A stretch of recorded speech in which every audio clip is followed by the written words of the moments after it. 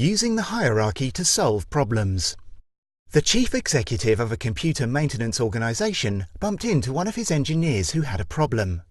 A printer he was fitting was found to be dead on arrival. He asked the engineer how often this happened. The answer was, about half the time. Knowing they were fitting hundreds of these printers as part of a nationwide contract, the chief executive immediately became alarmed. "What have you done about it?" he asked. "Told my manager," said the engineer. So the chief executive went immediately with the engineer to his manager. "Do you know about this problem with the printers?" he asked. "Yes," said the manager. "Isn't it awful?" "What have you done about it?" "Well," said the manager, "I've written an email to my boss." So the chief executive took the engineer and his manager to the boss's office. Once more, the chief executive started by asking whether this more senior manager knew about the problem with the printer. "Yes," he said. "Isn't it awful?" "Well, what have you done about it?" inquired the chief executive. "I've sent an email to the repair centre," said the senior manager. "This is where the printers are dispatched from."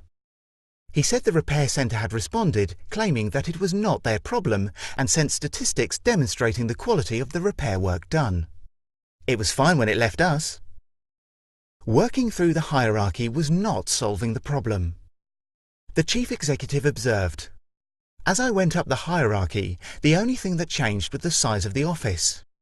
He got the repair centre on the phone and asked to speak to the engineer who had repaired the printer. His name was on the box. At first, they wouldn't pass him through. "The engineer is working and is not permitted to come to the phone," they said.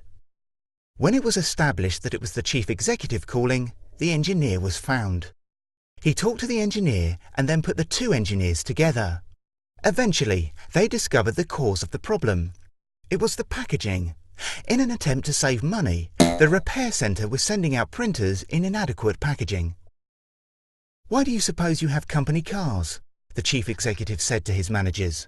"Why couldn't you have gone to the repair centre to find out what was going on and solve this problem?" Of course, the problem was that managers saw their task as working through the hierarchy. They weren't working in a way that would have enabled them to solve the problem.